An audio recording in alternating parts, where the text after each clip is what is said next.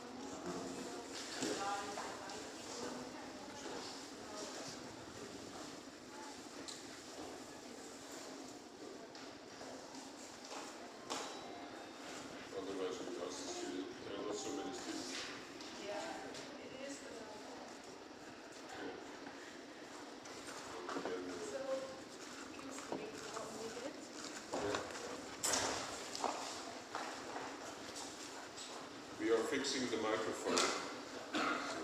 Please be patient. Không ngồi đây thì cũng làm đi đâu mà thật không ngồi đây đi đâu đấy cứ lo hay phải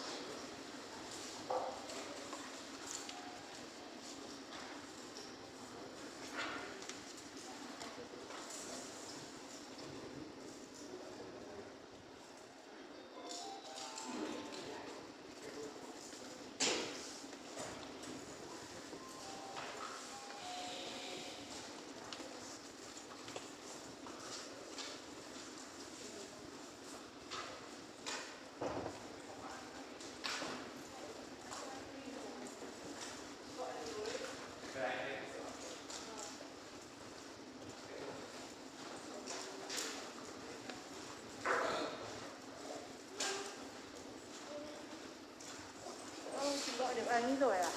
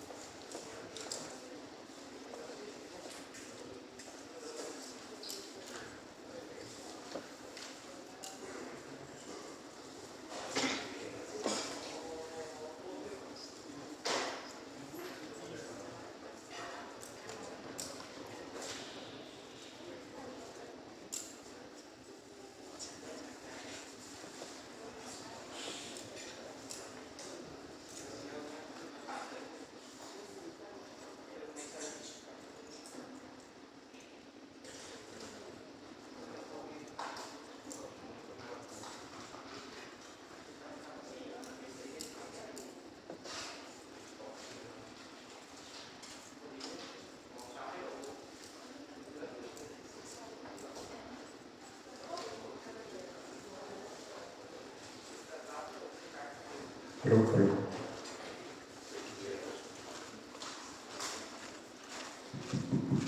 Hello.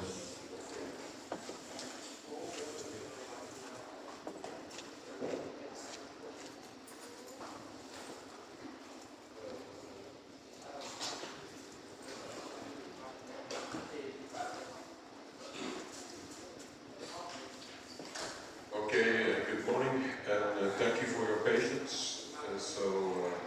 The advantage is that in the meantime, several new people joined, so we are a little bit more.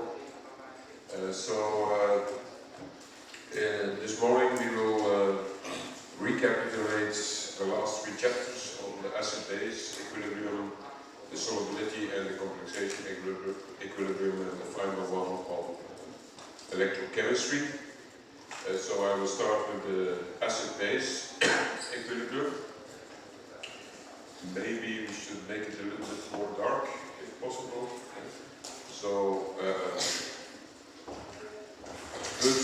what are the most important things on the acid-base equilibrium? Of course, we can have autoionization of water on the one hand, but also ionization of the weak acids and weak bases, and these are following ionization equilibrium constants, KHA for weak acids and KB for weak bases. So the autoionization of water is very, very small. It's only an equilibrium constant of 10 to the minus 14. So, by the way, I will send this presentation to the teaching assistants afterwards, and you will be provided with it. I think at the moment you don't have it. Also reactions related to acid-base equilibrium are hydrolysis, reactions where the counter ions of salts that are derived from weak acids and weak bases are hydrolyzing back to those weak acids and weak bases. And we have seen that we can actually derive those equilibrium constants from Kw and divided by the ionization constant of the weak acid or the weak base. And so we don't need separate tables for them because we can always calculate them. Then also calculations are possible of the pH of solutions of weak acids and weak bases. We have a simplified formula for that. So for weak acids, the proton concentration equals the square root of the product of the concentration of the weak acids and the ionization constant of the weak acids.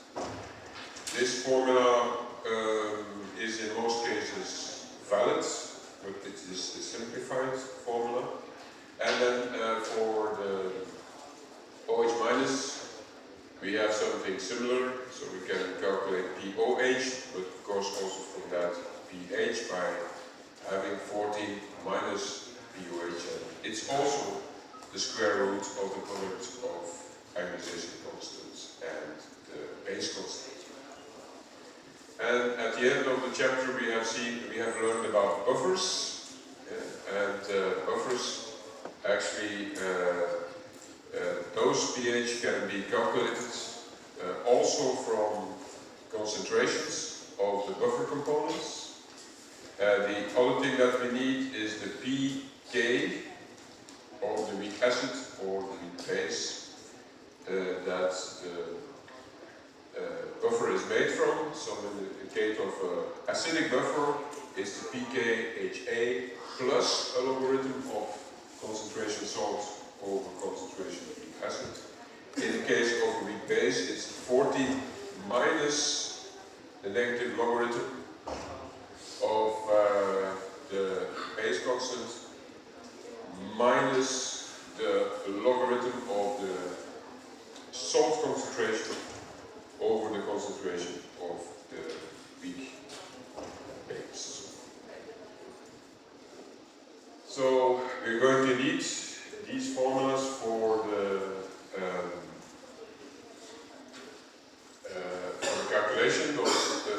assignments that were given. This is the first one that we have given. So calculate the pH of following solutions. 100 millimolar formic acids, which is a weak acid, and 10 milliliter of 0.1 mole per liter formic acid and 10 milliliter of the same concentration of sodium hydroxide. And C, 10 milliliter, 0.1 mole per liter sodium formate and 10 milliliter of half of that concentration of hydrogen chlorides. And so we will treat only 3 cases.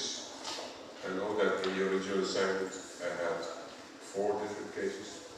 So the first case is in fact just a concentration of a weak acid. For that we can use our simplified formula, which is the square root of the concentration which was given. And the pKHA we find in table 6. The pKHA is 3.74, so it's more acidic than acetic acid. So the pH is in fact minus log X. X being the H3O plus concentration, and X is the square root of the U. So if you take the logarithm of that, what we have is pKHA plus the P of concentration of HA divided by 2. That's just an alternative way of writing it. And so that means this is 4.74, because the negative logarithm of 10 minus 1, so 100 millimolar than 10 minus 1 is 1. So we added 1 to 3.74, we have 4.74. We divide by 2 and that's 2.37. So we immediately get the pH from that.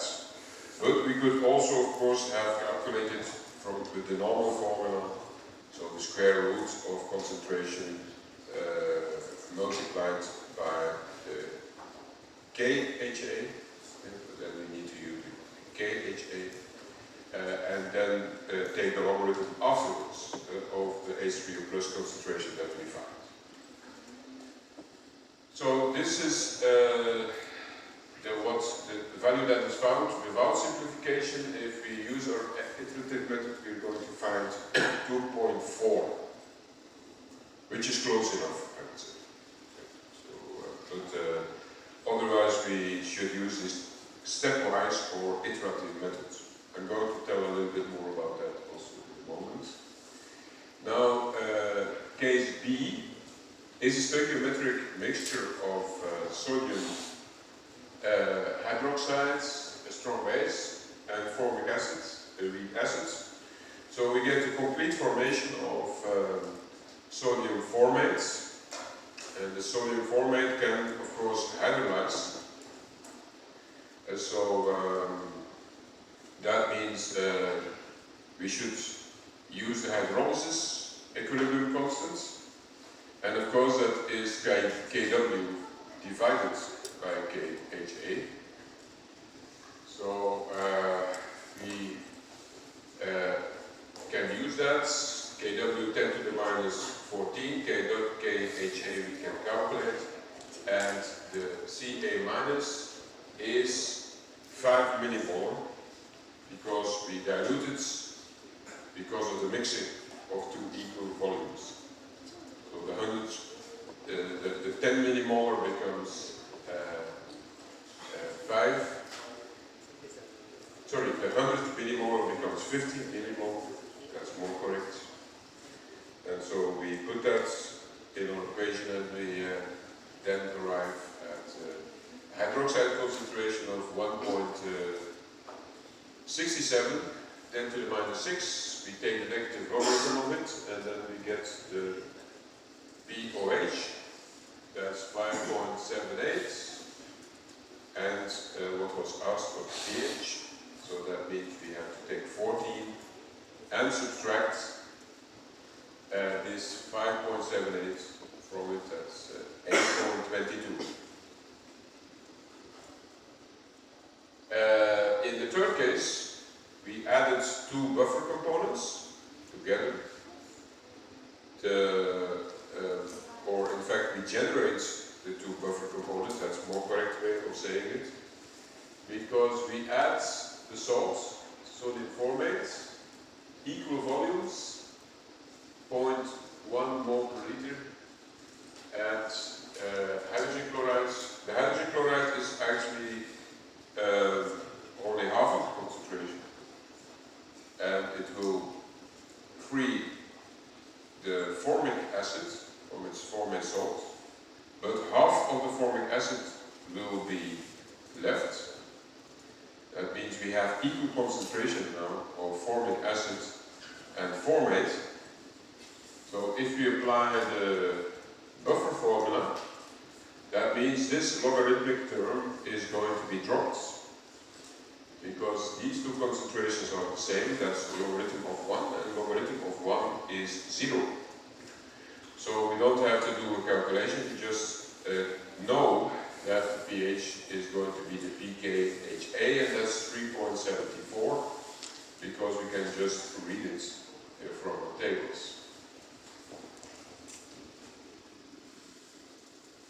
So in this case we saw that simplifying led to a solution which is close to the real solution, but maybe not very, very close. So in that case, we might want to use the iterative methods, so-called stepwise methods. And that's a method in which we will use the solution which looks like it could be suspicious. So we calculate x, and then we see that x actually is too big as compared to the one that we're having, or to the concentration that we're having. So, and this is in the term 1 minus x. So if x is more than a few percentages, so you first calculate it, and then you use the calculated x in the 1 minus x. And then you get a new value which will be closer to the real value. This you can repeat until you're satisfied. And when can you be satisfied? If the value doesn't change anymore. Normally after a few steps the value is quite acceptable. In fact, even after the simplifying step you could say, well, 2.40 or 2.37 is more or less the same. But if you want to be more precise, you can use this stepwise method until you are satisfied. So it's especially important if x is rather big, because then if we simplify it, if we omit it, well, of course we make somewhat of a mistake. So multiple steps, yes, maybe only 2, maximum 3 steps are needed before we reach our goal. Often in these kind of calculations with equilibria we use logarithms. So I just wanted to repeat that the logarithm of a product is the sum of the logarithms.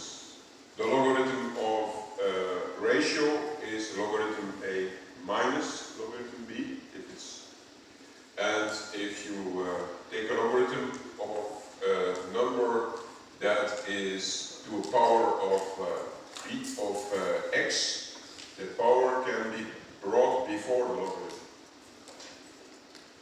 This we often see it in the transformations that we're doing, and so I just like to repeat that to avoid that you always ask this question, how is that coming that we do this?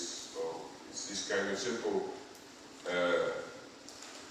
ways of working with logarithms. And the same things for ln. So natural logarithm, you can do the same. So in the second assignment, it was asked to give different ways of making a buffer. The buffer needs to have the pH of 9.56, and we can use a number of solutions: ammonia,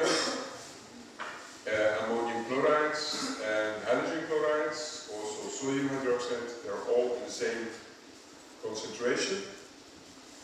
So that is easy to calculate then, because the volumes that we then are adding together are directly proportional to the amount of moles that we are adding. So the pH needs to be 9.56, and this is clearly a buffer that is based on ammonia. So we have to look for the pKb of ammonia, which is 4.74. And that means our buffer will center around 14 minus pKb, and that's 9.26. So we see that's not 9.56, so that's a different pH. That means our ratio between the ammonium and the ammonia is not 1. Otherwise that would be 9.26. It's instead of that, our ratio has to be 0.3. So in fact minus 0.3, because a minus logarithm. So that means we have less ammonium than we have ammonia. It has to be a 1 to 2 ratio, because the logarithm of 1 over 2 is minus 0.3.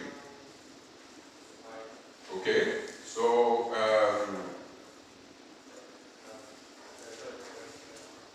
the ratio can be reached in several ways. So we have to have a concentration ratio of 1 to 2. Well, if you just mix the buffer components in the right ratio, that means 1 volume of ammonium chloride and 1 volume of ammonia, that's it. And two volumes of ammonia, that's it. So that's fine. But we can also prepare the buffer from ammonia and HCl. We just have to take care that our HCl is a limiting reagent, because we want ammonia to be left after the reaction. So how much do we need? We want to have 2 equivalents ammonia afterwards, and we want to have 1 equivalent of ammonium. So that means in the beginning we need 3 equivalents, and so 3 volumes of ammonia, and we add 1 volume of hydrogen chloride. Afterwards, there will still be 2 volumes left of ammonia, and there will be 1 volume ammonium formed, and that's what we need. So we can also start from ammonium chloride and add sodium hydroxide to it as a limiting reagent.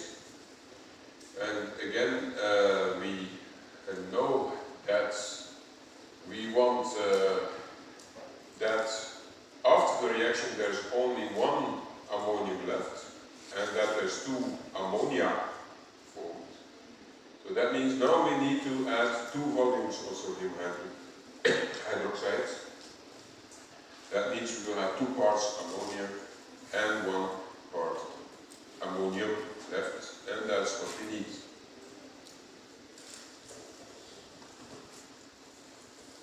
The third question is similar. It's a little bit formulated differently.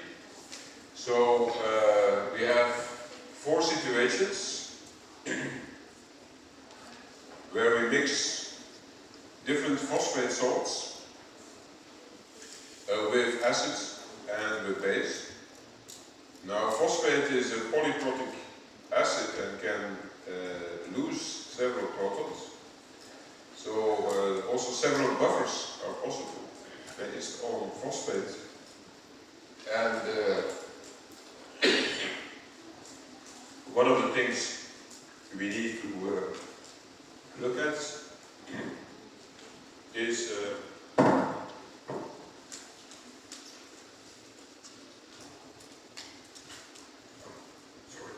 one of the things we need to look at is finding the buffer components. What are the buffer components and how much of it is there?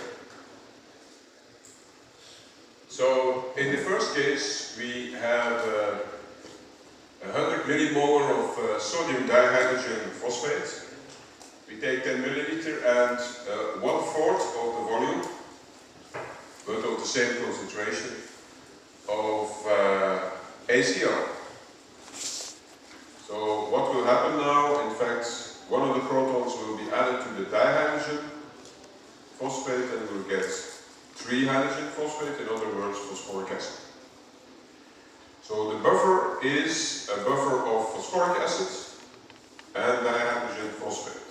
So that means we can every time define the salts A-, in this case dihydrogen phosphate, the acid H3PO4, and it's of the acids that we have to take the negative logarithm, and then we see our buffer has a pKa around 2.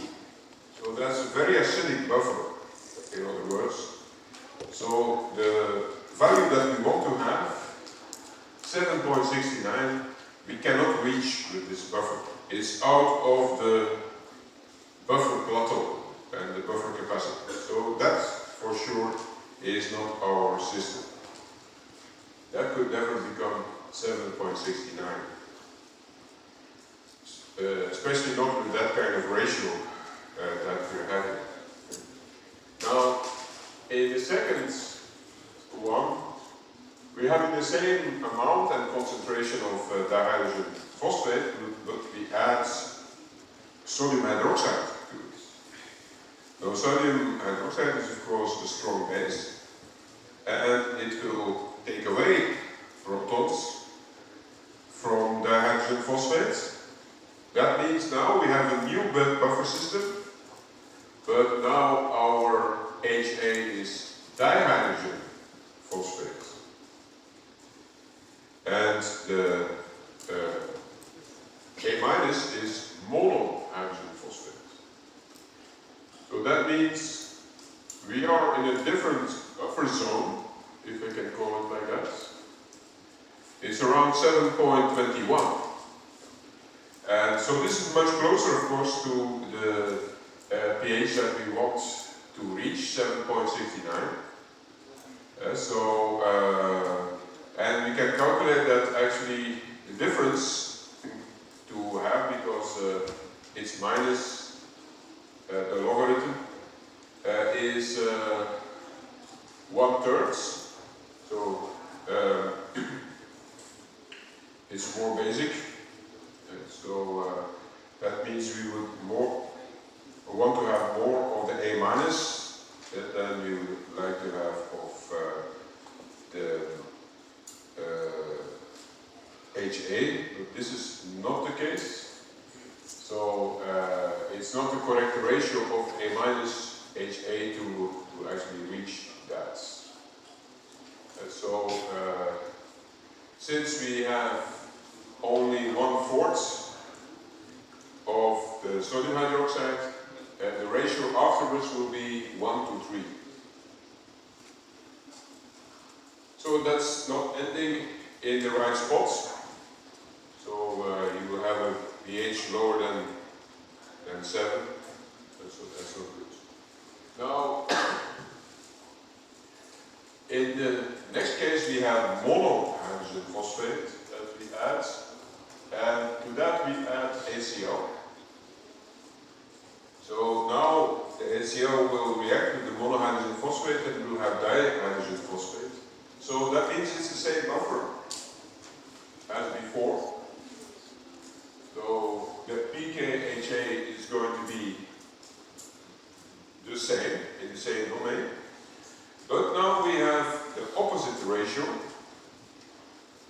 so there's actually 3 times as much HPO4, monohydrogen phosphate, than there is dihydrogen phosphate. And so if you take the logarithm of 3 and add it up to the 7.21, we arrive at the pH that we want, 7.69. So we can say that circumstances C are the right one. So with the right ratio of A minus over HA. Now the fourth case, we actually add sodium hydroxide to mono hydrogen phosphate. That means you convert it to phosphates without hydrogen, PO4 3 minus. That means now monohydrogen phosphate is the acid. This is a very weak acid with a pKa of 12.69, 68, which is completely out of the domain of pH that we want to be. So we don't have to do a calculation. This is not going to work. Could never become 7.69.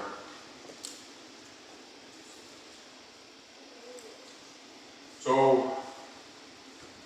to do something different than an exercise, so maybe I put before you a question about wine. Now, wine means something different for Vietnamese people and for Western people.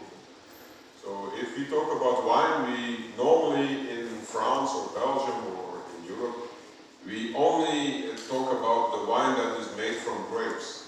So, the French, of course, have a big tradition of wine, and I think they introduced it also to some extent to Vietnam. No, Vietnam has also quite a lot of good wines, I believe. I think this Dang Galang or something like that is one of the brands that is famous. But now, what is the relation to chemistry? The people who know about wine and know how it needs to be served, in French you say connoisseur of wine. You have to serve it at exactly the right way. So meaning the temperature should be okay. And by that I mean the temperature that you normally in Europe will serve it is the summer temperature, and that is around 12 to 18 degrees.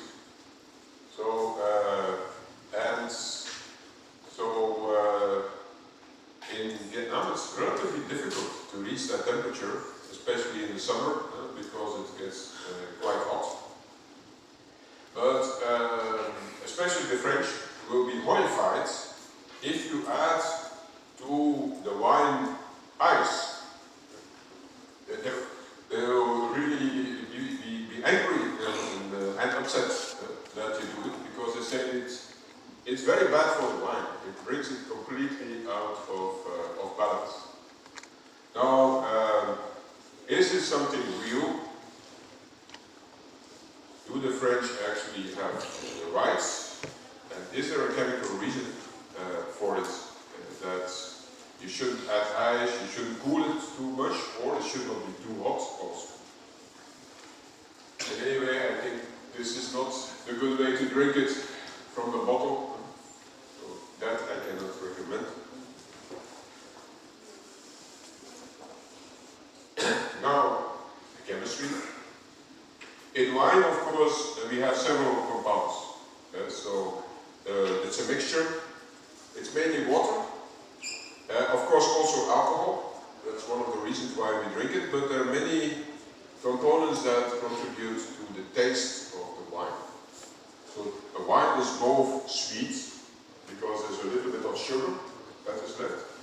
It's also bitter, because of all of the different things that come out of the grape. It's astringents, because the tannins that are there. But also one of the components is acidity. Acidity has to be exactly the right acidity to be in balance with all of the other tastes. And the acidity is actually from natural origin.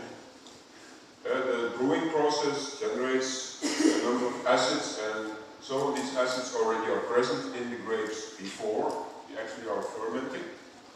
So these are some of the acids. The formulas themselves are not that important, but you see they all have these carboxylic acids, like acetic acid, malic acid, and so on.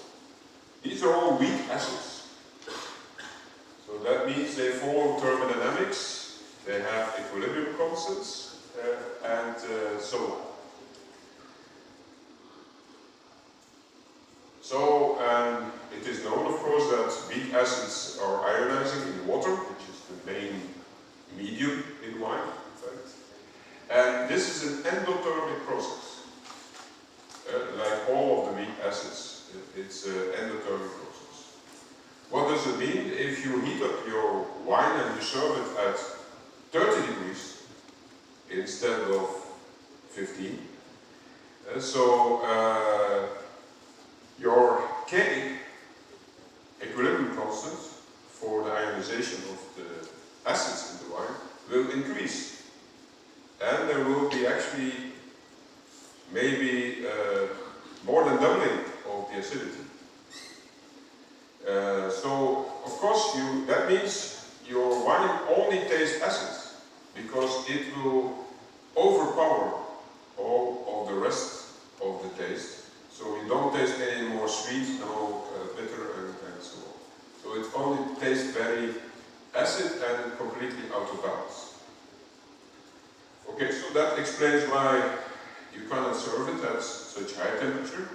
In fact, people serve at Christmas market in Europe, they serve hot wine. They heat it, boiling. So if you would drink it, you cannot drink it, so acidic. But what do? They add a lot of sugar. They add sugar so that you can actually still manage. And they also add herbs so that also the taste becomes stronger.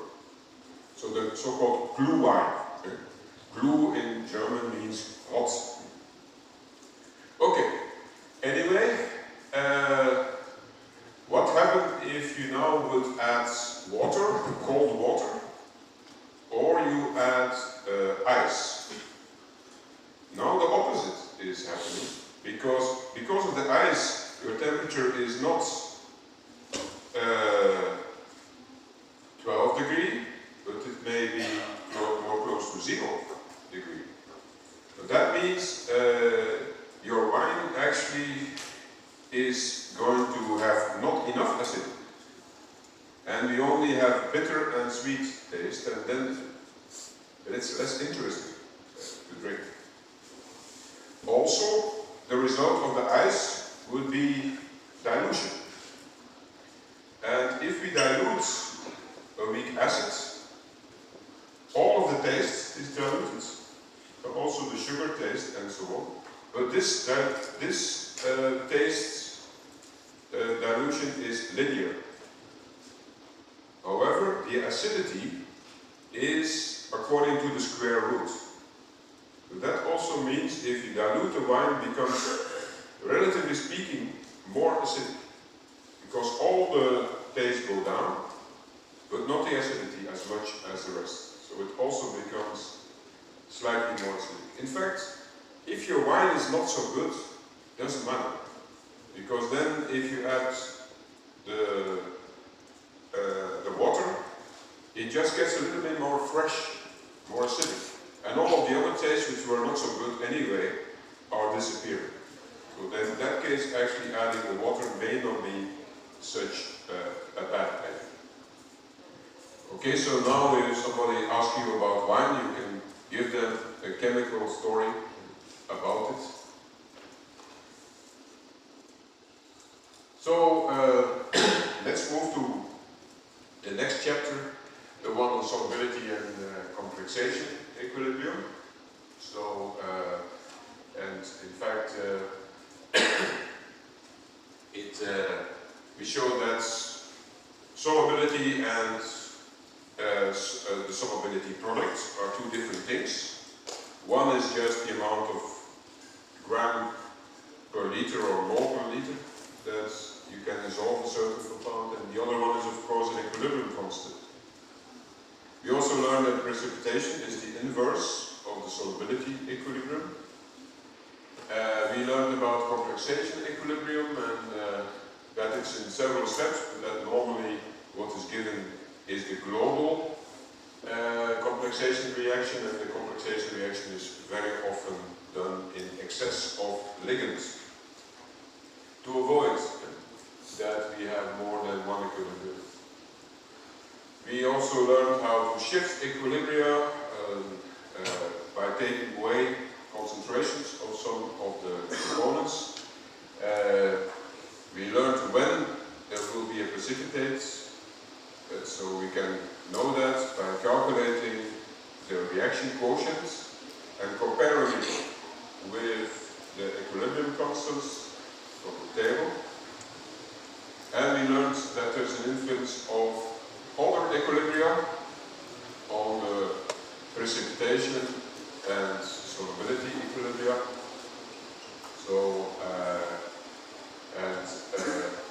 this was explained in detail, and also the same kind of influence on the complexation equilibrium, and so other equilibria, precipitations, and so on, acidity.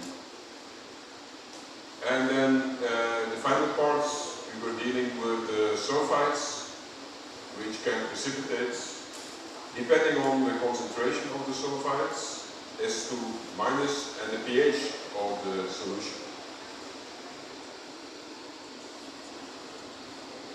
Maybe because this is coming quite a lot in the different discussions, I would like to repeat what we mean by the reaction quotient and the equilibrium constants. There's only one difference between Q and K, and that is that K is at the equilibrium itself. Q looks exactly the same, but the concentrations are the concentration at the beginning of the reaction, and not the equilibrium concentration. And why do we write this Q? It tells us something of the direction of the reaction. We can predict the direction of the reaction. It's based on Q and K. When Q is larger than K, actually in case of a precipitation reaction, there will be a precipitate formed. When it's smaller than K, there will be no precipitate formed. And in fact, more of the compounds can be dissolved. Okay, there seems to be a lot of noise. I'm going to take a break for 10 minutes and then we continue.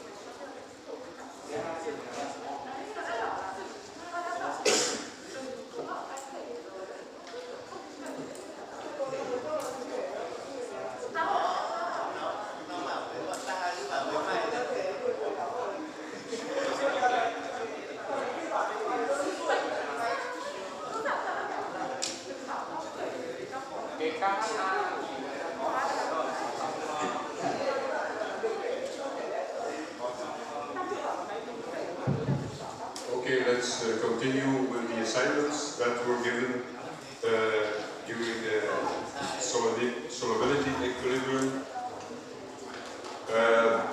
It was asked, what is the difference between solubility and solubility products? So, and which factors influence, in fact, solubility of an ionic substance, and which factors are influencing the solubility product.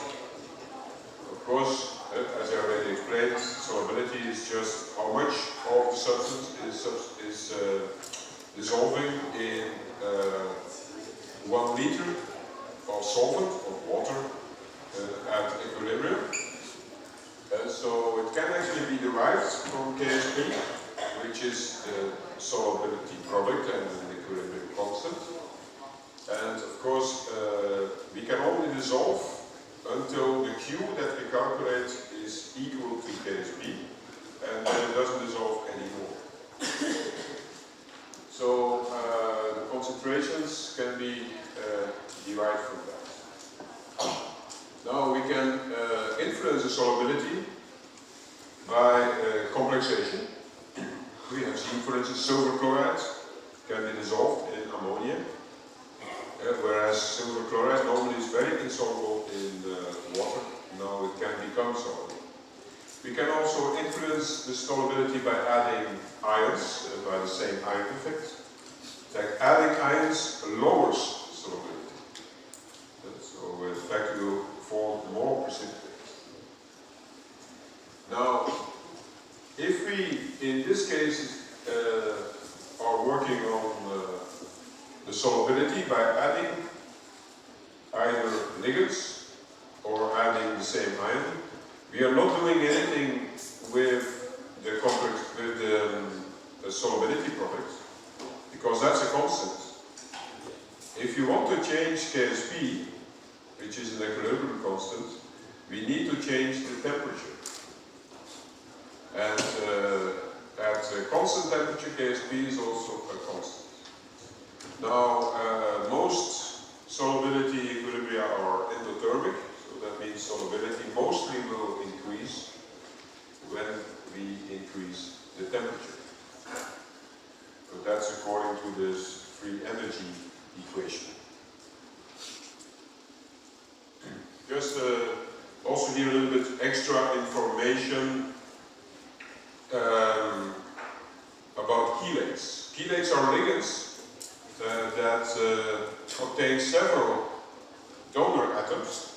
So that means one ligand binds several times to the metal. So oxalates and ethylene diamine are bidentate ligands, meaning two atoms are binding to the metal. EDTA, even you have 6 atoms that are binding, so it's hexadentate. Porphyrins, they form very stable complexes with, for instance, copper or other transition metals. And these are the 4 nitrogens, so it's tetradentate. So we could ask ourselves, why do they bind so strongly? And there's actually a thermodynamic reason for this. And so it has to do with entropy. So if you compare on the left we have copper, which is surrounded by two ammonia molecules. And on the right, we have the chelates, the same amount of donor atoms, but they are now connected in one molecule as ethylene diamide. So now, actually, our degrees of freedom that we lose, the entropy that we lose, is going to be a lot larger if we have to bring together three molecules, two ammonias and one copper. If we have already made some kind of connection between the ligands, we don't lose the degree of freedom as much as we do it with individual molecules. So, and you can actually see that if you look at the free energy for complexation. And to make it exactly comparable, I have not added ammonia but methylamine, which is electronically the same as ethylene diamine, because it also contains an alkyl group. And this gives the double complex. Here we have one ethylamine, the same amount of nitrogen atoms. Now, as you can see, the delta G is much more negative for the complexation with ethylene diamine. And if we split it up with enthalpy and entropy, what you see is that the enthalpy, in fact, is very comparable of the two. It's an exothermic reaction. In fact, this energy that is released is based on the fact that the copper 2 plus gets the electron pairs from nitrogen. And there's the same amount of nitrogen, so it's normal, but it really doesn't make much difference. So this is minus T delta S. And so that means the entropy change in this case is negative for complexation, because we have to organize all these molecules around the copper. In the case of the ethylene diamine, you see it's the T delta S is actually, or the minus T delta S is actually negative. That means the entropy change is positive. We actually get more disorder after complexation, which is quite unusual. So the difference between the two is actually the difference between these two free energies. And of course, the more negative free energy means the more stable complex, because the more negative is the free energy, the higher is K. This has some application. The more atoms we add in one single molecule, so the more stable is the complex. And this is an application called MRI. I hope you never will need this medical application, because this is what happens if they think you have some brain tumor or some problem in your brain. They put you what is called below the scanner. So they scan your brain, and the way they do that is they add some substance which is strongly paramagnetic, and this gives some contrast. They can see contrast between black and white, and then the experienced medical doctors, they can see, oh, this looks strange. Maybe we need to operate, or maybe we have to do some chemotherapy. And it's based on gadolinium. So this gadolinium is paramagnetic, but it is also toxic, very toxic. So that means if they inject you with these fluids, they don't want any gadolinium to come into your body or in your brain, because that would have large side effects. So how can they do that? By making the complex with gadolinium. The complexes themselves are not toxic, only the free gadolinium. So the complex of gadolinium is just goes through the body and is excreted without any toxicity.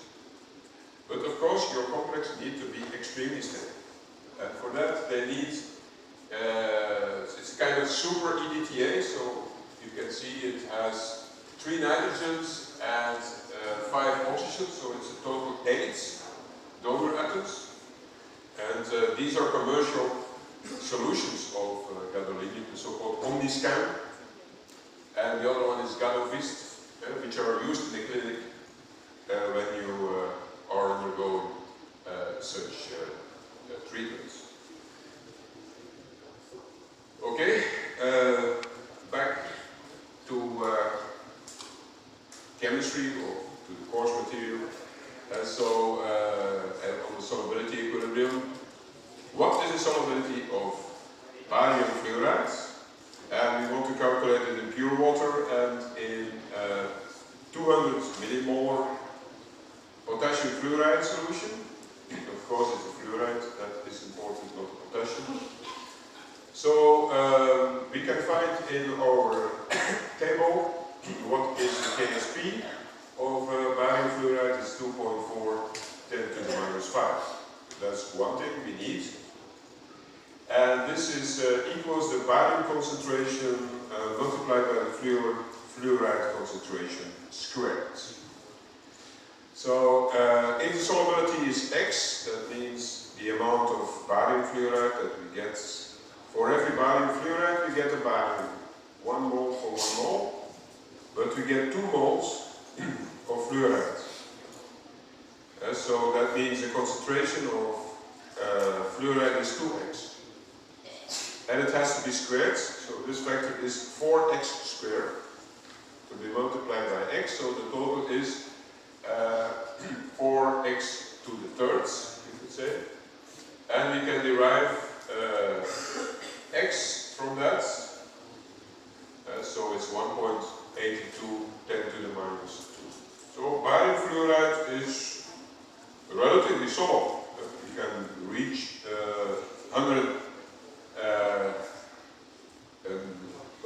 18.2 millimolar concentration. Now, if you do the same in a 200 millimolar concentration of potassium fluorides, now of course we still have X for the barium, and the barium itself is not going to be influenced by the fluorides. Yeah, so the fluoride, we know what it is. It's 0.2 molar. We have to square that concentration. So that means we now have, we can calculate X based on that. And X is 6 10 to the minus 4. So we actually went down 2 orders of magnitude in our solubility because of the presence of this fluoride. So and that's something typical, that's called the same ion effect. And so if you have, you add an ion that is in an equilibrium, we're going to apply the law of Le Chatelier, and we actually push back our equilibrium to remove that extra addition of ion. And so I'm just repeating about same ion effects. It not only works for solubility equilibrium, but also for other equilibria, of course.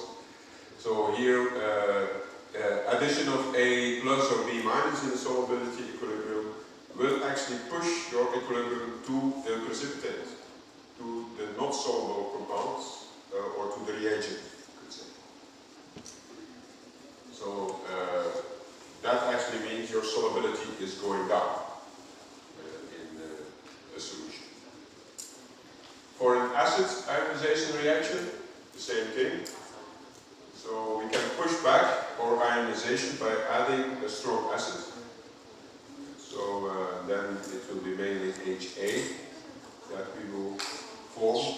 If you take away H3O+, by adding strong base, of course we push to the products, because we we want to regenerate H3O+. So more HA will actually be ionizing in that case.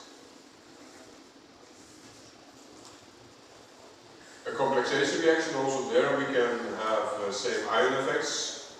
So if we add more ligands, of course it pushes further to form the complex. If we remove copper by precipitation, we're going to push it back and the complex will fall apart to form more copper 2+. And or we can protonate ammonia, take away the ammonia, and then we want to form more ammonia. That means again our complex is falling apart. Okay, so here we have an exercise on combination of different equilibria. Which always requires some calculation based on all of the equilibria that we can find in the tables. So, and here it is about copper ions, copper 2+, and they actually form a complex with ammonia. In this case, 4 molecules of ammonia, and so we get the complex formed.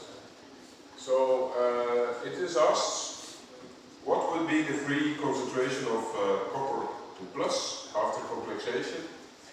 And we have a mixture of 10 milliliter of 50 millimolar of copper 2 sulfate and 10 milliliter of 2 molar, a large excess of the ammonia. Of course, after mixing, the concentration will be half, because it's equal volumes that we are mixing. So we form the complex.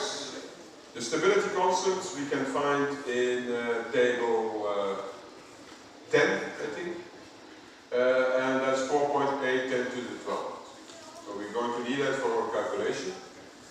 So now, before the reaction, we have 25 millimolar of copper 2+ and 1 millimolar of ammonia.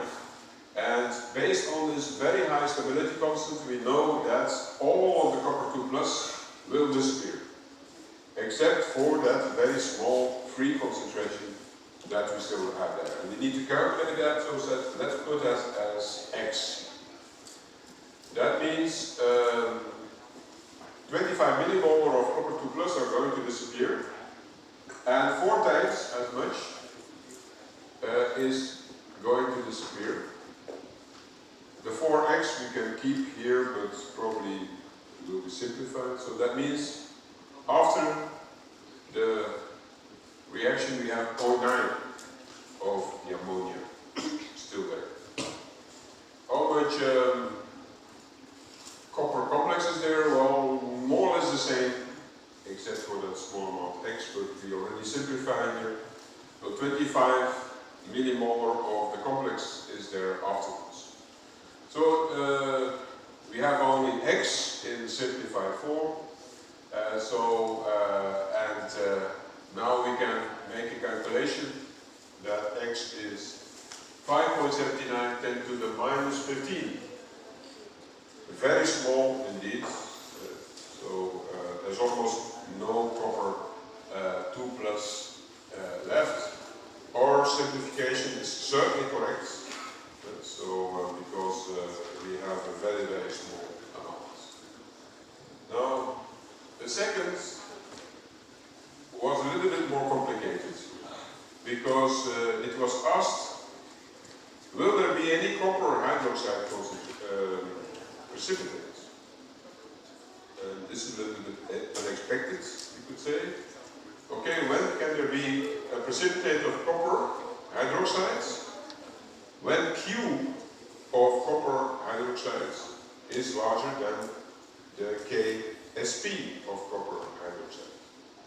So we need to know the copper concentration. So for that, we need need to have the hydroxide concentration, and of course hydroxide concentration was not given. And we could ask ourselves, how does hydroxide form? Well, we have a lot of ammonia, and ammonia is a weak base, and weak bases form hydroxide. Okay, so for Q, the copper 2 plus concentration we just calculated. That's very small, that's 5.679 10 to the minus 15. OH minus, we can use a simplified formula. It's ammonia. So the concentration of ammonia we also calculated, it's 0.9. The Kb is 1.8 10 to the minus 5. So we can calculate that the hydroxide concentration is 4 10 to the minus 3 molar. We could use a stepwise procedure here, but it's going to be very close to that. So not going to make much difference. So we put that in our calculation. So this concentration has to be squared because there are 2 hydroxides. And then we come to a number of 9 multiplied by 10 to the minus 20, and the Ksp of copper is 2 10 to the minus 19. So what you can see that actually our Ksp is larger than Q. So that means there's not going to be any precipitate of the copper hydroxide under these conditions.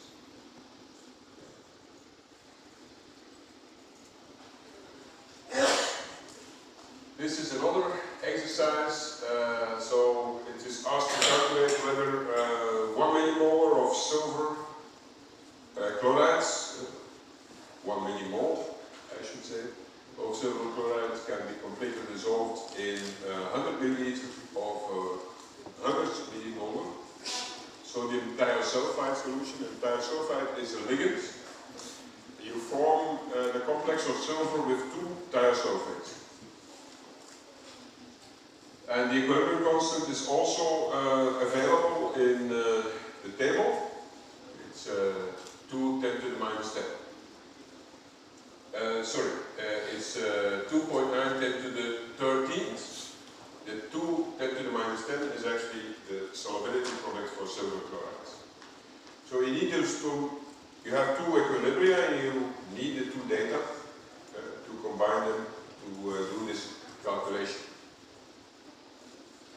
We again have to, in order to know when there will be a precipitate of silver chloride, we have to form Q by multiplying the concentration of silver with the concentration of chloride. So the chloride concentration actually is not involved in the complexation equilibrium. So it's going to be the concentration that we have at the beginning. So we want to dissolve 1 millimole into 100 milliliters, so that's 0.01 mole of chloride. So that we have already. Of course, now we have to calculate the silver concentration, which is a free silver concentration. And again, we have to do that with our compensation equilibrium. So you see here how we write it, and I immediately write the simplified formula. So we go from from the 10 millimolar immediately to an unknown small concentration X. 2 times as much of thiosulfate is used, so that's 80 millimolar that is still left. I already simplified it. And here we have 10 millimolar of the complex, because we can already guess that all of the silver, except for the small amount X, will be in the complex form. So if you do that, and here is again the stability constant. Here is the stability constant. silver complex can be derived from these concentrations. And don't forget to square the concentration of thiosulfates, because there's two equivalents of it. And then you arrive at a value for x of 5.39, 10 to the minus 14. Indeed, very small. So you have to still multiply it with the chloride concentration to get Q. So Q is, in that case, 5.39, 10 to the minus 16. So that's a very small number, especially if you compare it to the KSP of silver chloride, which is 6 orders of magnitude larger. So that means there will be complete dissolution of the silver chloride. We could add even a lot more silver chloride and still dissolve it if you wanted.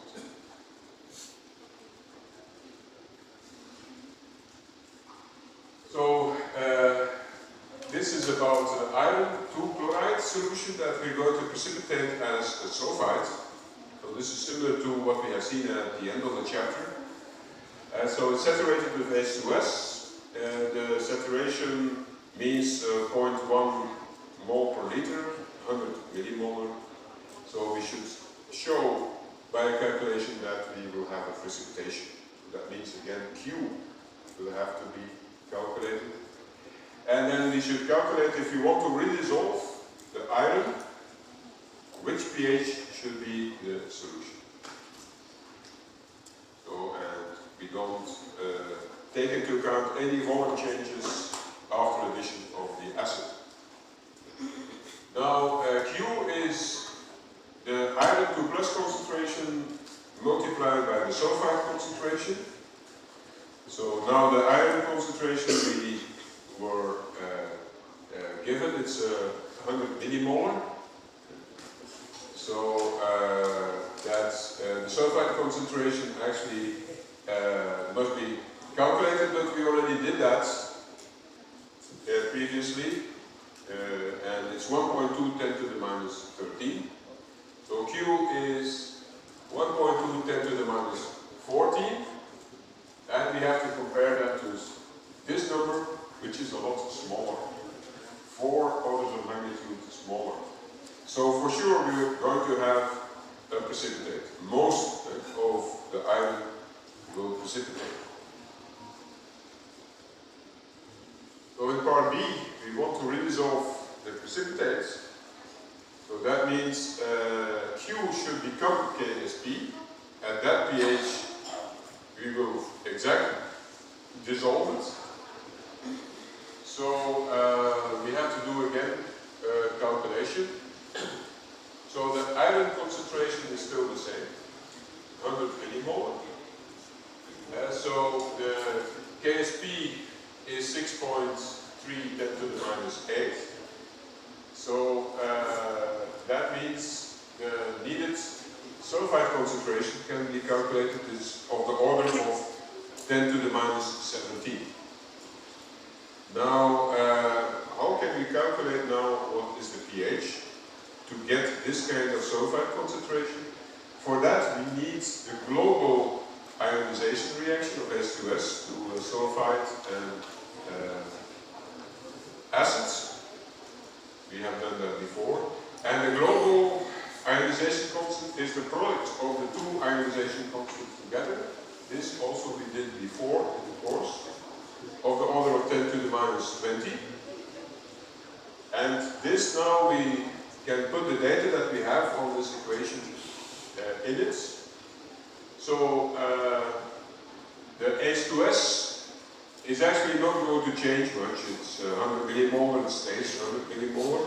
There's only a very small amount going to sulfides.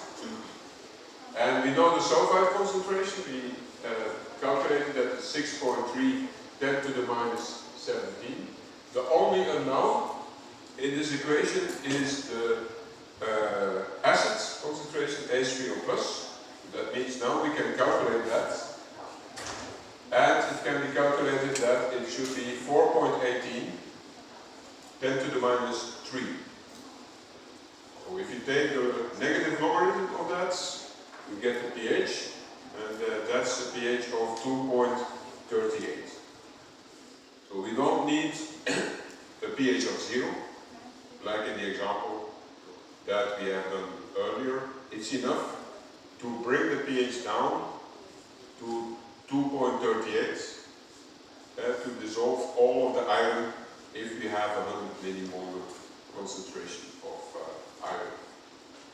So if you are lower than 2.38, our Q becomes lower than KSP and everything will dissolve.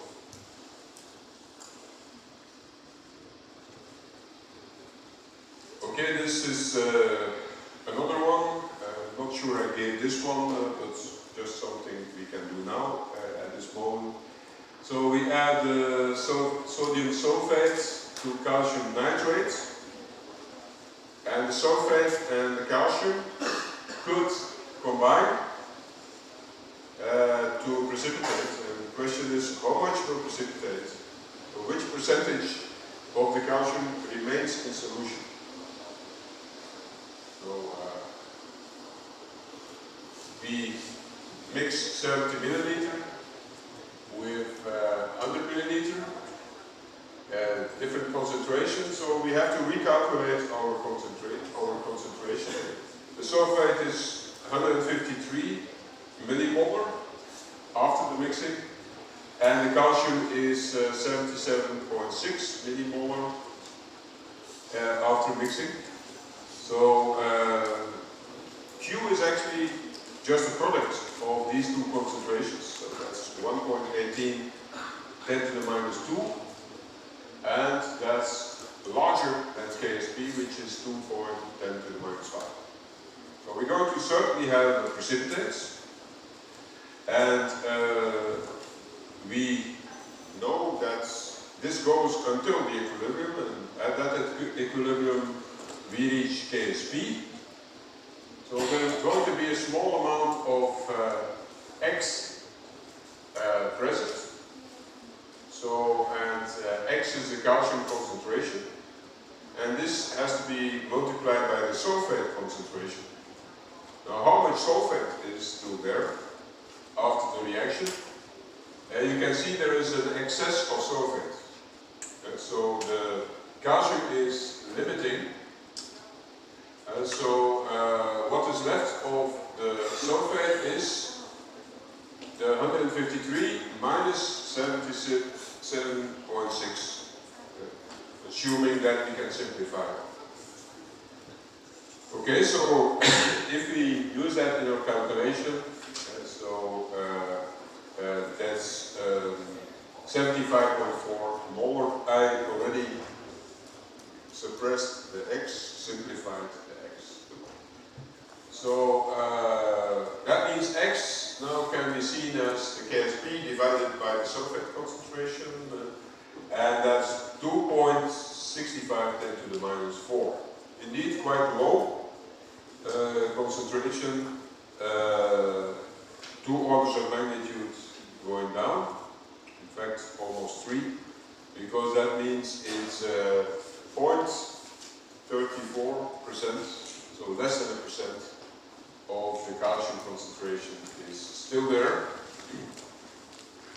So we can say that the precipitation is almost complete. Yeah. Almost, because to be complete, normally the definition is that we have to have 0.1%. But pretty close.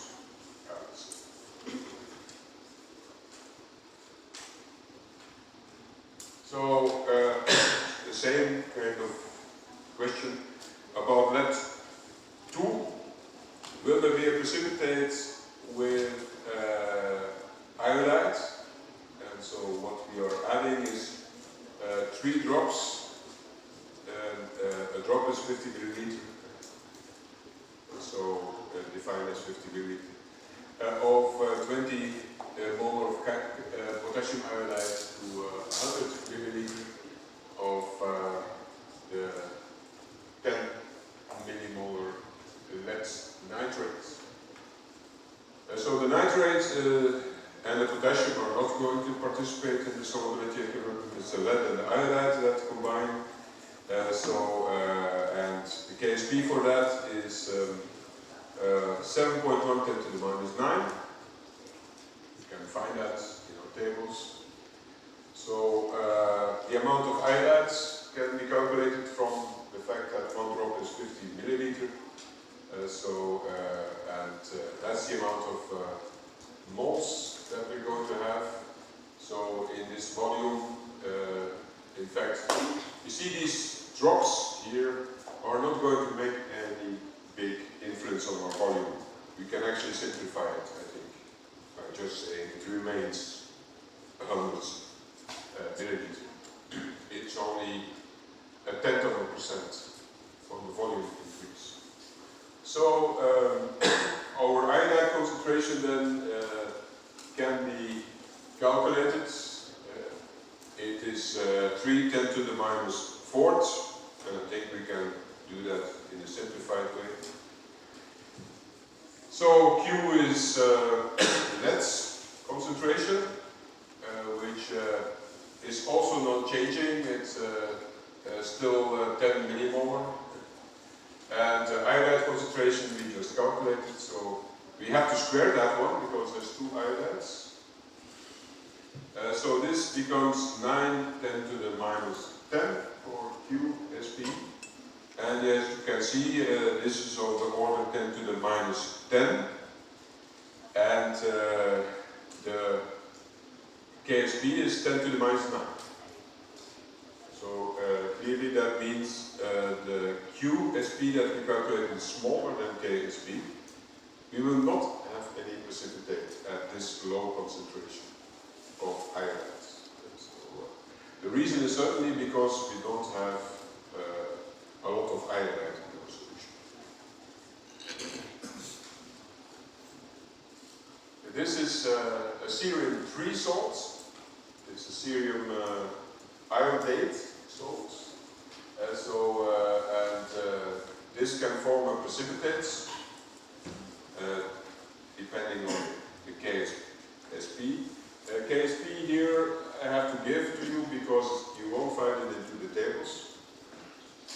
So we add together 100 milliliter of 10 millimolar solution of cerium nitrate and 200 milliliter, the double volume of the double concentration, not the double, the 2 millimolar, so 1/5 concentration of potassium iodate.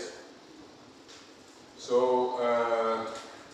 it's going to precipitate since Q is larger than K, and we can see that after our calculation.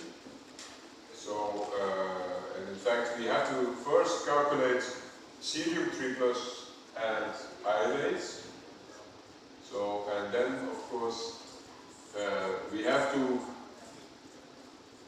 do the cube of the iodate concentration because there's 3 iodates. So if we are doing that, we will actually see that the cerium concentration is 3.3 10 to the minus 3 after taking into account the dilution effect, and the iodate concentration is 1.7 10 to the minus 2. And if you do that, you will actually see that you arrive at a value that is going to be of the order of 10 to the minus 8 or 10 to the minus 9, and that's larger, and therefore there will be indeed a precipitate. You can calculate it for yourself, but you see how you have to do it. So this is about the complexation equilibrium. It's in fact the same kind of complexation as we have seen before, so I think I'm going to go fast. It's a copper salt in ammonia. So what is the equilibrium constant in this case? It's exactly the same principle. So also here equilibrium concentration is going to be extremely low. They're just different numbers than what I had before. So maybe I shouldn't even have inserted this one because it's exactly the same method as we have done before, but just we have to fill in the different numbers because the concentration of the copper complex is different now, and it's no longer 0.9 as it was before, but no 0.66, but otherwise exactly the same calculation. Don't forget to put the ammonia concentration to the 4th power, and then everything will be alright. This is about the ferrocyanide iron. It's a complex of iron 3 with 6 cyanide ligands. So also it's a ferro, so it's iron 2+. So and the total charge of the complex is 4-. It shows you that it's iron 2+. So it's very stable. There's a stability constant of 10 to the 35th. But of course, cyanide is very poisonous. We could ask ourselves, is ferrocyanide going to be poisonous? And it will be poisonous if there is free cyanide. So what is the concentration of cyanide in 650 solution of this compound? So, in fact, we can try and calculate the concentration of cyanide as X, and we know it's going to be small because of the very high complexation constant. So the iron 2+ is going to be also very small, because we have as much cyanide being formed as iron, except for that factor 6, of course. Okay, so this is the ferrocyanide, and we know it, that it's actually 650 millimolar. There's only a very small amount that goes to cyanide, so we can just say the concentration remains 650. So the stability constant, therefore, we can calculate in this way. And so x to the 7th, because the concentration of cyanide was x, that's x to the 6th, and then x divided by 6 is the concentration of iron. So that's x to the 7th, and the factor 6 is here. And we have our concentration over there. We can calculate x now, and that's 2.2 10 to the minus 6. So that's a very low concentration of cyanide. So you can drink it, the solution, and you actually will have no effect, of not much at least. It's not going to be poisonous, because there's no, hardly any cyanide.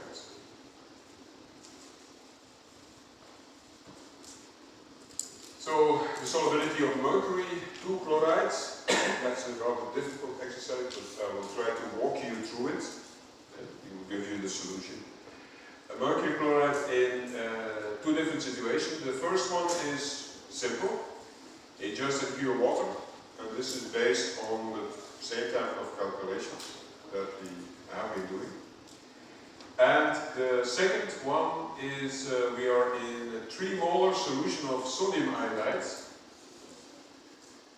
But here the situation is complicated, because the iodide forms a complex with the mercury iodide.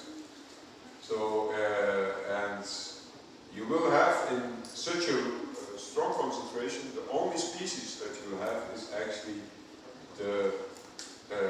or the only species in significant amount is going to be the complex.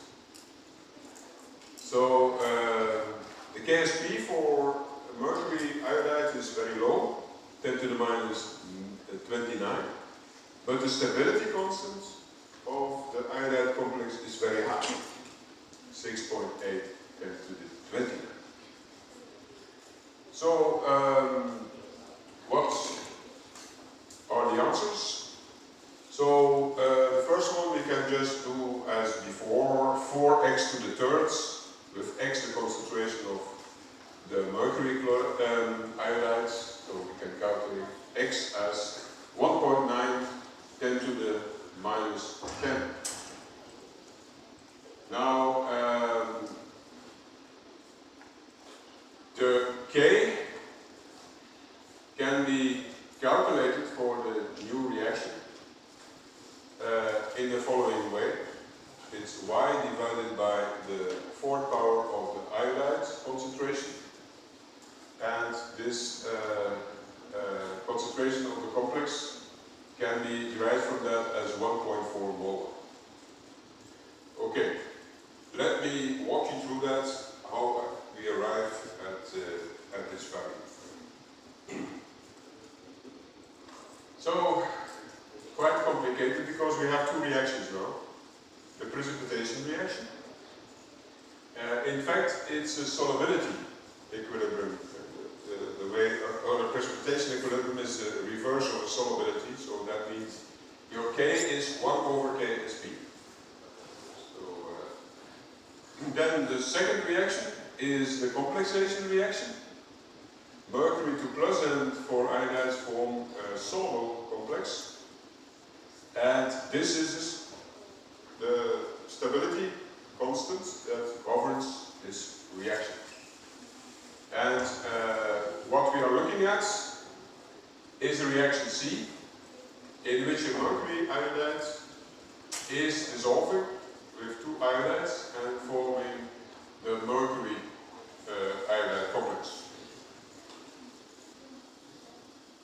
So, yeah, before we actually had 3 iodides, we will use some of the iodides to form the mercury iodide complex. So this complex we can say is X. That's what we have to calculate. So the iodide that we still have left is 3 minus 2X. Now reaction C is reaction B minus reaction A. So we can do the same for the equilibrium constants. So that means for C we have the Kst, which we have to divide by the K of this reaction, which is 1 over Ksp. So that means we actually have to multiply with Ksp. So it's double reciprocal, so we arrive back to Ksp. Okay. So if we do that, and these two numbers we have, 10 to the minus 29, 10 to the plus 29, we actually are multiplying them to each other, we actually will get a small number only, 19.72. And this is now something that we can do with this X that we found. And the solution for this is that X is 1.36. We could round it to 1.4. So this has to be calculated in the stepwise method because X is relatively large as compared to the 3, so it's about half of it. So the first step that we get will not be correct. We have to do 2 or 3 different steps before we get at this 1.4 or 1.36. Quite difficult to realize that, but I just wanted to walk you through it. So I'm going to take a break now, and then the final part is the recapitulation of electrochemistry. So if you have any more questions, I can explain here. I will remain.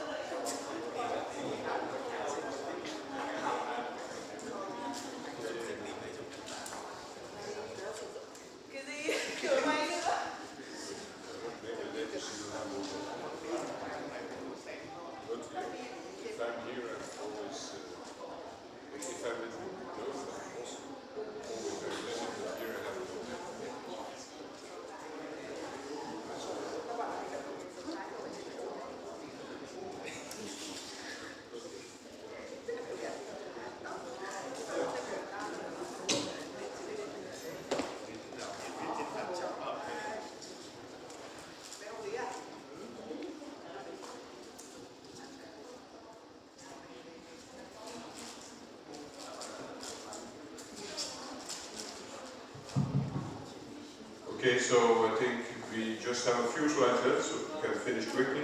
But before we continue, there was also some students that pointed it out to me. I actually made several mistakes in the value of the copper amine complex. I checked it in the table, and as you can see, the copper amine complex is 1.2 10 to the 13th. So that value comes several times. So I corrected it now. So I think for some reason, I don't know why, I had put 4.8 10 to the 12th. So I now substituted that number and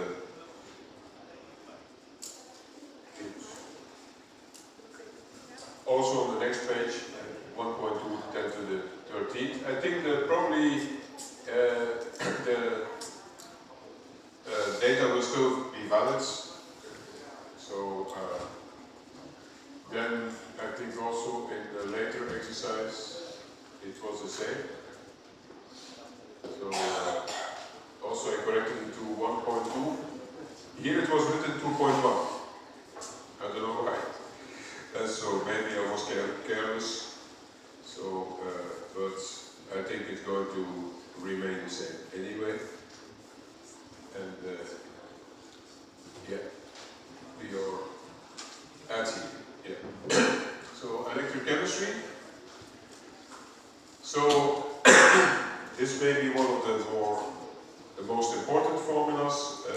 The free energy for electrochemistry. So delta G is minus NF cell potential. So we see the direct relation between cell potential and free energy. The factors that we have to multiply it with N and F are the Faraday constant, which is the charge of 1 mole of electrons, and N is the amount of mole of electrons that is involved in a certain reaction. So we also have seen, and this is derived from it, the Nernst equation, which tells you the effect of concentration changes onto the potential. And this can be derived from the effect of the concentration change on the free energy. So, and we can, another important formula is that one where we can calculate the equilibrium constant of electrochemical reaction from the cell potential of that reaction. And what is important is also to know the amount of electrons that are involved. You have to divide by 0.059. Okay, so yeah, so this was a question.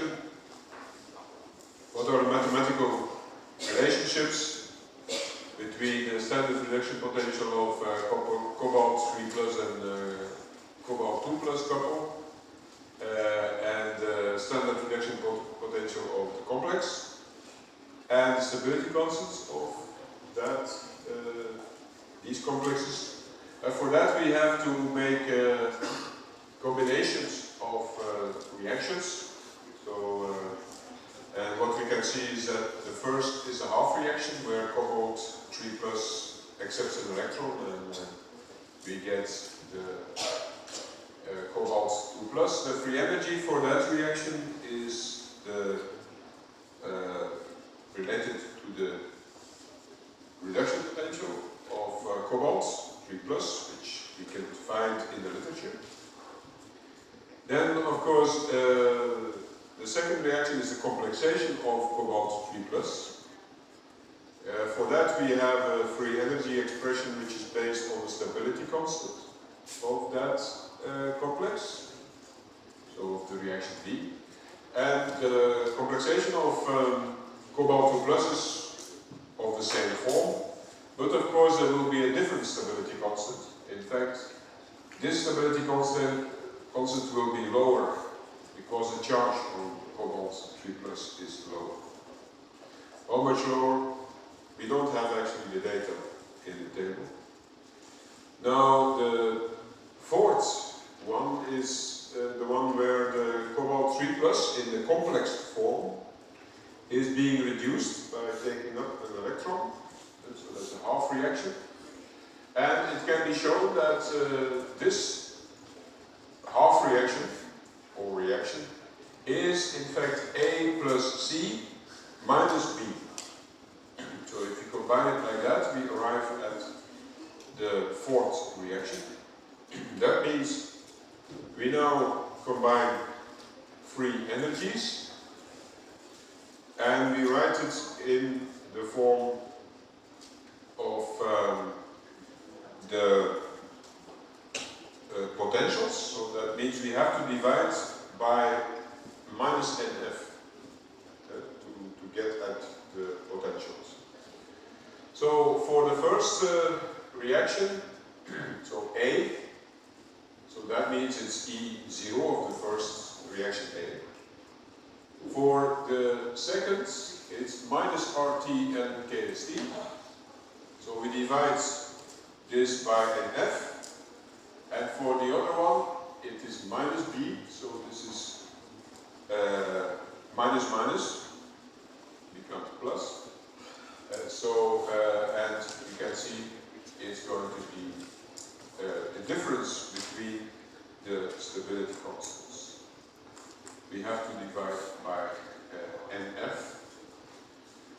So N is in all cases 1. These are 1 electron processes, so we can omit N. In other words, the data that we have, the first reduction potential of the free cobalt 3 is 1.92. And the two other cases, we could find it in the literature, but if you look at the tables, in fact, you will see we have only one of the two. So in principle, we cannot solve this, but we do have the mathematical relationship. And that was what we asked. So I didn't ask to solve it, but you need this formula to get to the new reduction potential of the complex species. So we're going to need the difference in the stability constant of the logarithmic stability constants of the two complex species. So here we are to calculate stability constants of a number of reactions, and the first one is straightforward because all of the species are in solution. So we are actually in acidic medium, because otherwise we would have hydroxides instead of free ions. The second one, we are working in the presence of chlorides, and with chlorides the mercury forms an insoluble precipitate, and so this will complicate matters because we need to take into account the solubility equilibrium. So the first is relatively simple. So we find in the tables 910 millivolts for the mercury 2 plus, mercury 2 plus. For the tin 4 plus and the tin 2 plus, we find 150 volts. That means mercury 2 plus can oxidize the tin 2 plus to tin 4 plus, because it's the weakest oxidant. So that is fine. The difference between the two reduction potentials is 760 millivolts. N is 2.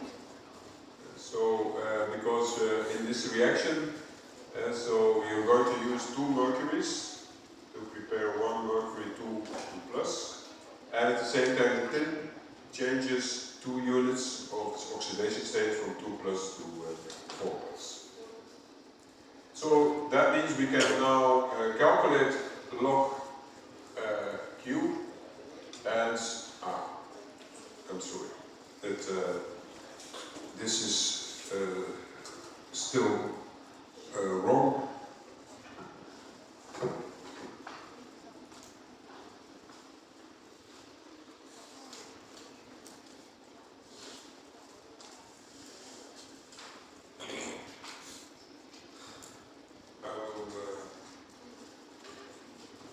I will fill it in afterwards when I send the presentation around.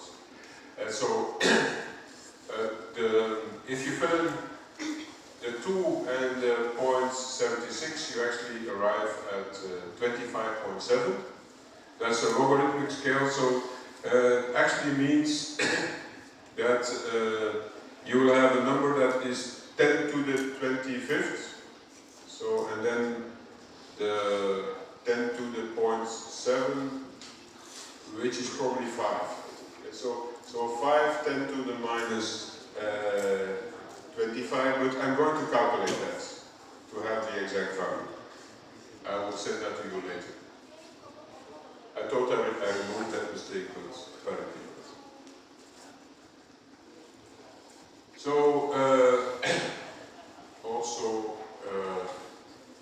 also in the second one, it's the same. Remove it so that the mistake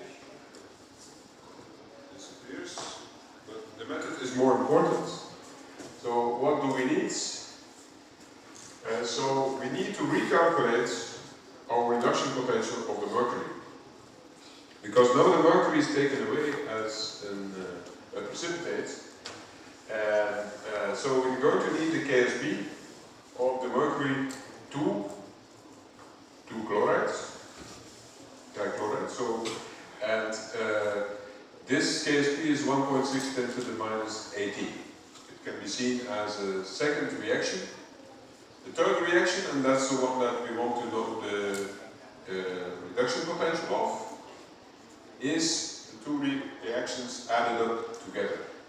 So we do the same for the free energies. We divide by NF again.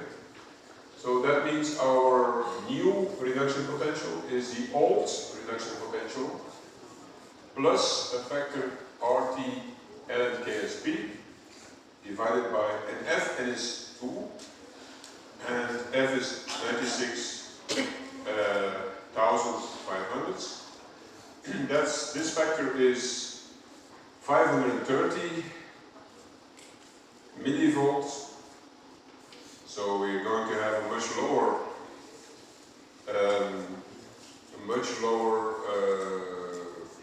reduction potential of 380 millivolts. So now our difference in potential, the cell potential, is much less. It's the difference between 380 and 150. So that's 230 volts. N is still 2, of course. And now we fill that into the N E cell divided by 0.059. And now we arrive at log K of 7.8. So K will be of the order of 10 to the 7th. So the number multiplied by 10 to the 7th. I'll put it there later and then you can get back to you. Okay, so this is a more theoretical question which you should be able to solve based on what we have seen in our slides. What is the difference between a galvanic cell and an electrolysis cell? So give an example of a galvanic cell and give an application of electrolysis. So a galvanic cell is spontaneous. That is what it distinguishes it from an electrolysis cell. So the system delivers electrical energy to the environment. So an electrolytic cell is the inverse. The environment will put electricity inside of the system. And now you get a non-spontaneous reaction with a positive delta G. And in fact, electrical energy is converted to chemical energy. So examples of galvanic cells. Well, one example was enough, but for instance, the Daniels cell, the one with zinc and copper that we have talked so much about, would be an example of a galvanic cell. But also the fuel cell that we have seen, where hydrogen is converting its electrons and its electrical energy. It would be an example. Or batteries, but I think we didn't see this in detail. An application of electrolysis, again, one example would be enough, but the examples that we saw were, for instance, the electrosynthesis of aluminium, the charging of a battery in a car would be an example, of hair removal even, where we kill the follicles by converting sodium plus to a sodium metal and generating hydrogen. And this is an additional assignment or question. I didn't give it beforehand, I think. So this is about a lead battery in a car. I think many people among you will have heard about that. So to be able to start your car, you need some voltage.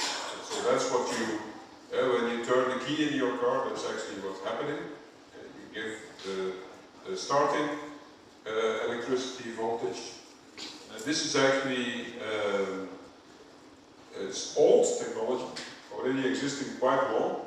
It's based on lead, so it contains lead metal, lead dioxide, which is oxidation state 4, lead 2 sulfate, which is not very soluble, so this is oxidation state 2, and the concentrated sulfuric acid solution, the so-called battery acid. That's why it's dangerous to open up your battery, because this contains very corrosive battery acid. So the question is, okay, what is going on here? Which half reactions take place when the battery delivers electricity? So when the battery delivers electricity, it's like a galvanic cell. Yeah, so it's a spontaneous process, and the electrons are flowing in a spontaneous way, so that your free energy is negative. You know also your battery, if you leave your light on in the car, or maybe you use your battery too much, it won't work anymore. That means your battery is exhausted, it has reached equilibrium, and then you have to ask your neighbor for some cables, and the neighbor can then charge your battery. So what's actually happening when you do that, when you charge the battery? Of course, we know what is happening. It's the electrical energy which will go to chemical energy, but what is the chemistry that is going? So, and then the further question is to explain with the example of the lead battery what is the difference between a galvanic cell and an electrolytical cell. So a little bit like the previous question. So here, in fact, are some pictures of what is going on. So the water here is not exactly water, it's mainly sulfuric acid, very concentrated. The lead is actually in the form of lead sulfates. There's a lot of sulfate ions in the solution because we are concentrated sulfuric acid, and because of that reason the lead 2+ is not very soluble. Here we have the lead oxide. This is the cathode in the spontaneous reaction because it's the strongest oxidant. this is the place where the reduction will occur, because a LED 4 will go to LED 2. So this is how the battery is looking like. So you don't see, of course, the insides when you put it into your car. So when you're delivering currents, so at the anodes, the electrons are being generated, and the LED it's like the zinc in the Daniel cell. The LED is going to LED 2 plus and giving electrons. But the LED 2 plus is not soluble in this medium because there's sulfate. And the sulfate, because it's concentrated sulfuric acid, is mainly present under the form of hydrosulfate. So this is the correct way of writing it. So lead metal and hydrosulfate give the lead sulfate solids, protons, and electrons.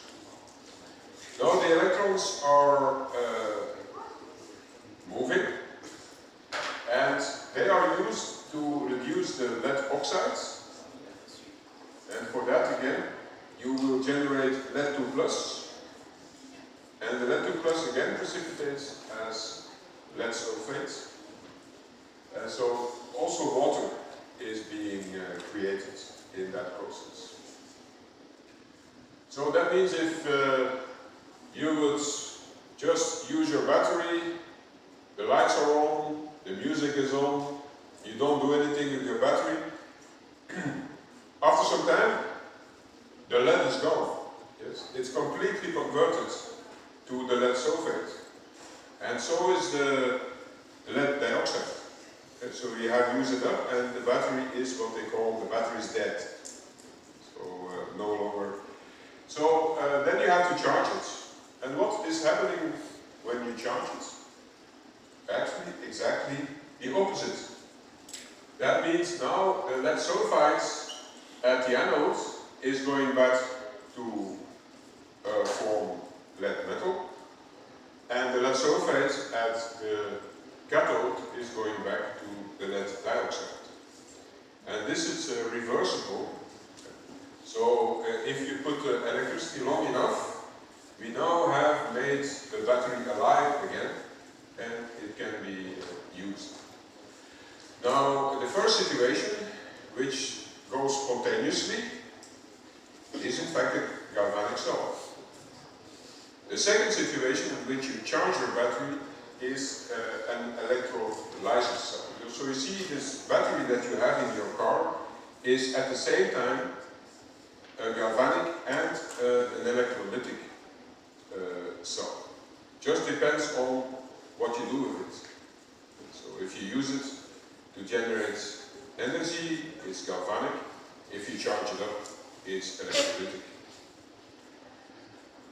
Okay, so I think with this I'm at the end of my talk, and in fact we reached the end of the whole series of lecture, and it has been a pleasure to teach to you. So I hope that you will have a lot of success in doing the exam, and in fact a lot of success in the rest of your academic career.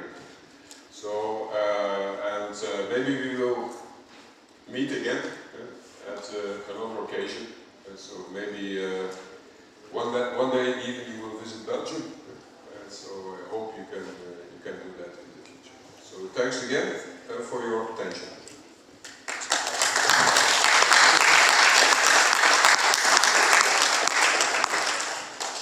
Lần đầu tiên thầy kết thúc buổi học. Are you interested to take a group photograph?